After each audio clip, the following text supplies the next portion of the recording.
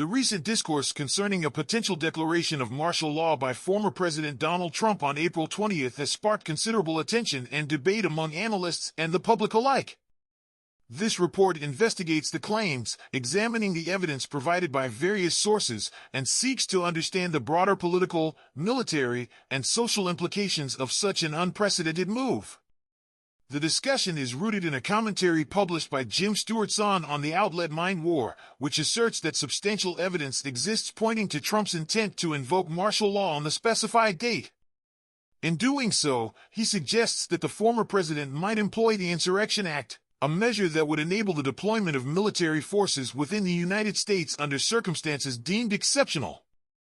At the heart of this discussion is the Insurrection Act of 1807, a legislative tool designed to empower the executive branch to quell internal disturbances by mobilizing the armed forces.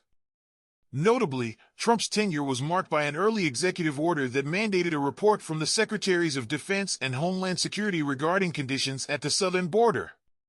This report was to include recommendations on whether to invoke the Insurrection Act. Key figures in this process include Kristi Noem at the Department of Homeland Security and Pete Hegseth, both of whom have been central in shaping the narrative around national security concerns. According to the order, within 90 days from its issuance, the administration was to submit a joint report outlining the conditions at the border and assessing whether additional measures, including military intervention, were warranted. The evidence further garners support from an analytical piece published in the San Francisco Chronicle by Brett Wagner, a former professor of national security decision-making at the U.S. Naval War College. In his article, Wagner meticulously outlines the progression toward what he interprets as a possible invocation of the Insurrection Act. He notes that the executive order from Trump's first day in office explicitly called for a comprehensive report on the state of the southern border, a report that could very well recommend deploying the military domestically if conditions were deemed dire. This directive is particularly noteworthy when contrasted with previous attempts by Trump to invoke similar measures. For instance, during the George Floyd protests, the idea of deploying the military was considered, but it was ultimately blocked by military leadership, a group determined to preserve the rule of law and prevent the use of martial law against American citizens. The political and strategic underpinnings of this potential move are equally significant. Trump's broader agenda appears to be intertwined with a vision of reshaping North American power dynamics. Evidence suggests that the former president's policies might be directed toward establishing a sphere of influence that spans from Greenland to Colombia, a concept reminiscent of technocratic ideologies that emerged as early as the 1930s. This notion of creating a technate or a tech-native America is built on the premise that political decisions should be led by experts, technicians, engineers, and scientists, rather than career politicians.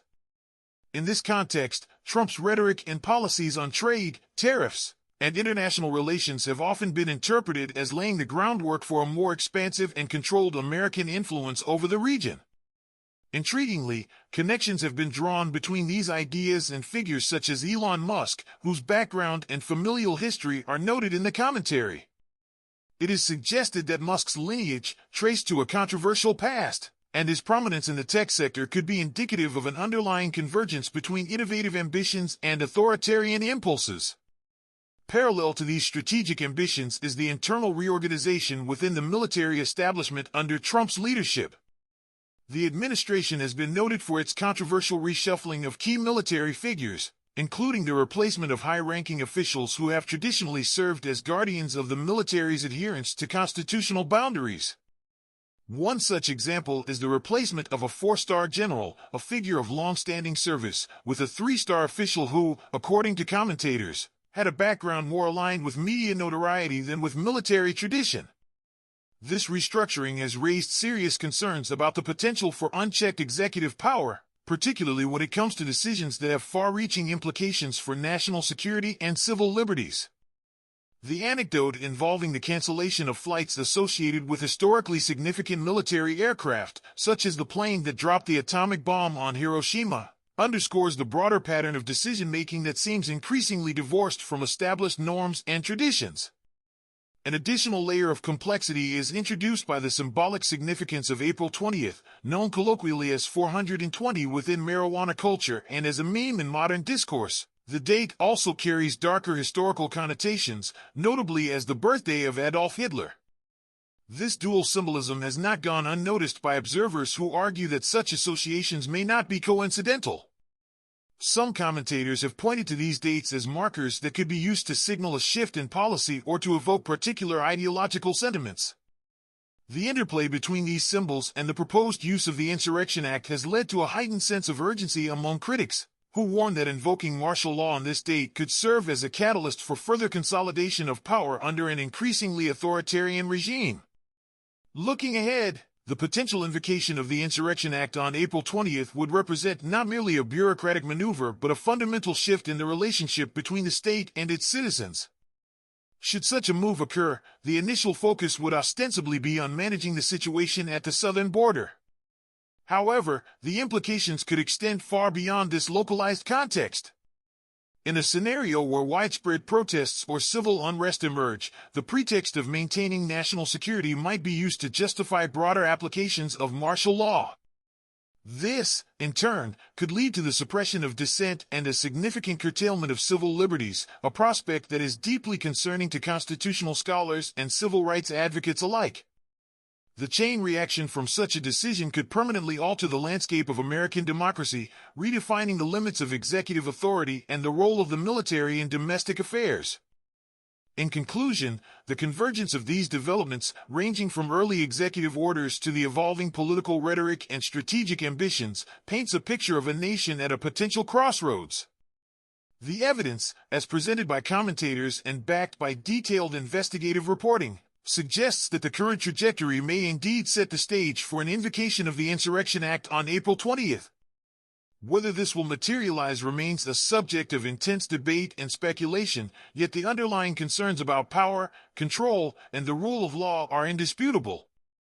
As the administration prepares to potentially act on these plans, the need for vigilant oversight and robust public discourse has never been more apparent. The forthcoming report by officials such as Kristi Noem and Pete Haight is poised to serve as a crucial indicator of what may lie ahead. Until then, the American public and its institutions must grapple with the profound implications of a decision that could redefine the boundaries of democratic governance and civil liberties in this country. In the event that such measures are enacted, the ramifications would extend well beyond the immediate sphere of border security. The potential use of the Insurrection Act could set a dangerous precedent for executive overreach, eroding the safeguards that have long underpinned American democracy. Critics argue that such a move would not only undermine the checks and balances enshrined in the Constitution but also risk normalizing the deployment of military forces in response to domestic dissent. This prospect raises urgent questions about the future of civil liberties, public accountability, and the role of the military in a democratic society. Moreover, it calls for an immediate and comprehensive national debate on the limits of presidential authority, as well as a reevaluation of policies that may inadvertently pave the way for authoritarian practices. At a time when the nation is already grappling with deep political and social divisions, these developments underscore the critical need for a vigilant and informed citizenry. The preservation of democratic norms hinges on a transparent discourse that holds public officials accountable and ensures that power is exercised within the boundaries of the law. As debates continue to intensify, it is imperative that all stakeholders, from legal experts and political leaders to grassroots activists, come together to scrutinize and challenge any attempts to concentrate power in the executive branch. Only through rigorous public debate and steadfast commitment to the principles of constitutional governance can the nation hope to avert a crisis that would irrevocably alter its democratic landscape.